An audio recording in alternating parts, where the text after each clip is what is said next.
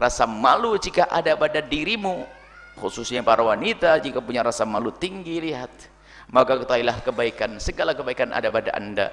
Kemarin kita bicara dengan anak-anak putri kita, budara ya malu, jangan biasa mengangkat suara. Fala takhdu'na bil qawli fayatma'alladzi fi qalbihi maradun. Kalau ngomong kepada orang laki-laki, jangan ganjen-ganjen deh, jangan desah-desah, jangan kemenyek-kemenyek itu. Bahkan ini kalau kemenyek, tahu ya, kemenyek itu bahasa istimewa, bahasa Jepang itu.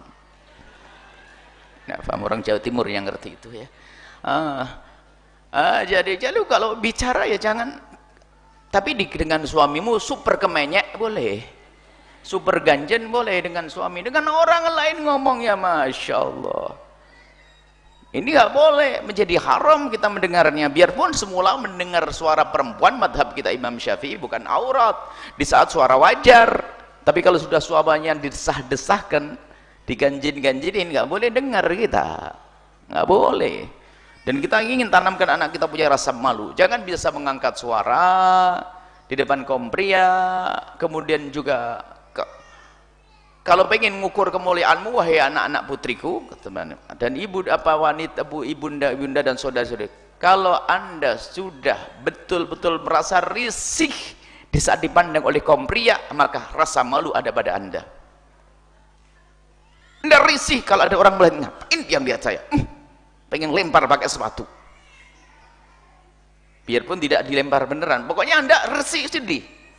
Tapi naudzubillah, katanya rajin ngaji, solehah, tahajudan, kalau lewat laki-laki pasti dibasah-basahin bibirnya kek, atau minyaknya langsung diambil, macam-macam ya. Rendah itu perempuan, dan nilainya itu rendah. Perempuan harus punya wibawa, malu, punya rasa malu. Dilihat lagu laki-laki, ngapain dia merhatikan saja. Dan sangat berbeda pendidikan yang diajarkan Allah dan Rasulnya dan pendidikan kafir. Pendidikan kafir pamer tuh, tonjolin tuh auratmu tuh, tampakin tuh biar terpesona, biar semua mengagumi kamu begini, kamu begini, hingga aja untuk dinikmati oleh semua orang, karena memang bukan, nggak ada privasi, nggak ada yang istimewa lagi, sehingga siapapun boleh melihatnya ya, bersentuhan boleh ya. Sementara orang yang sesuatu yang mulia pun akan dijaga. Sebenarnya menjaga ini adalah tradisi atau kesadaran semua orang.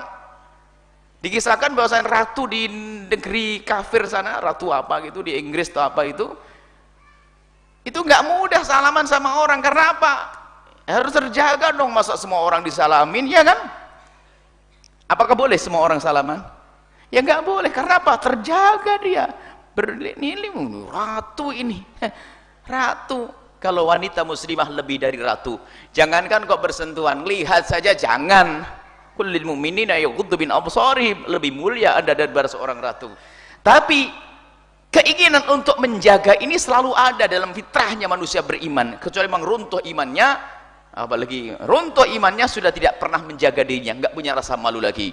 Jadi kalangan ratu-ratu kafir pun dijaga, nggak boleh dilihat siapapun, ini hanya khusus, dijaga. Bagaimana kita sebagai orang yang kenal Nabi Muhammad seorang muslimah, kenapa harus dipamerkan tonjolan tubuhnya, lekuk-lekuk tubuhnya, kecantikannya? Kecantikanmu hanya untuk suamimu, kecantikanmu yang bukan untuk diobral di pinggir jalan. Maka budaya rasa malu. Sampai saya guyonan seorang wanita ini, kalau tiba-tiba ada laki-laki yang iseng di jalan itu, nyapa-nyapa di jalan itu, ambil sepatumu. Buya kok ngajari begitu? Enggak, biar kamu semakin wibawa, nanti laki-laki jadi mulia semuanya, wanita mulia istimewa, tidak boleh diganggu, tidak boleh dihindarkan, tidak boleh direndahkan. Karena permasalahan adalah musuh-musuh Allah ini yang harus difahami oleh para ulama, para kaum muslimin. Musuh-musuh Allah kalau menghancurkan kaum muslimin dengan senjata, mereka tidak akan mampu. Dari masa ke masa mereka harus hengkang di saat bercokol di bumi pertiwi selama 350 tahun dengan segala kekuatan, dan kekayaan kita pun diambil. Artinya kita seolah-olah tidak punya kekuatan, tapi kekuatan iman. Mereka menjadi hengkang meninggalkan negeri kita. Akan tapi mereka sekarang sudah berpikir, dan itu ditulis oleh para ulama-ulama besar, termasuk diingat oleh Dr. Muhammad Said Ramadan Al-Buti dan lainnya. Mereka tidak mampu dengan senjata, maka cara yang paling jitu adalah merusak wanita kita, dijadikan wanita kita seperti mereka, tidak punya rasa malu, maka mereka akan hancur sendiri di dalamnya. Naudzubillah. Ini wanita kita, tolong dijaga. Anda punya anak putri, tanggung jawab di hadapan Allah. Anda punya istri, tanggung jawab di hadapan Allah. Musuh-musuh Allah akan menghancurkan umat Islam adalah dengan wanitanya, sehingga wanitanya mengikuti gaya hidup mereka, pamer kecantikan, sampai wanitanya adalah wanita rendah yang nilainya hanya materi saja. Tapi dalam Islam nilainya bukan materi, nilainya adalah kemuliaan, pengagungan yang sesungguhnya di hadapan Allah Subhanahu wa taala, bukan nilai dengan uang. Kalau negeri kafir, seorang wanita ada nilainya jika dia punya kecantikan atau punya duit. Sudah nggak cantik, nggak punya duit, sampah. Tapi dalam Islam tidak, tetap dimuliakan. Kalau dia seorang ibu, anaknya harus menghormati dan berbakti kepadanya. Seorang suami berbuat zalim dihukum oleh Allah. Karena enak, yang menghukum bukan main-main, bukan sekedar Pak polisi saja. Allah akan menghukum nanti. Kalau begitu pentingnya menghormati seorang wanita dan menghargai seorang wanita. Maka rugi dan rugi dan rugi, hai Anda wanita muslimah, Anda mengikuti cara hidupnya orang kafir.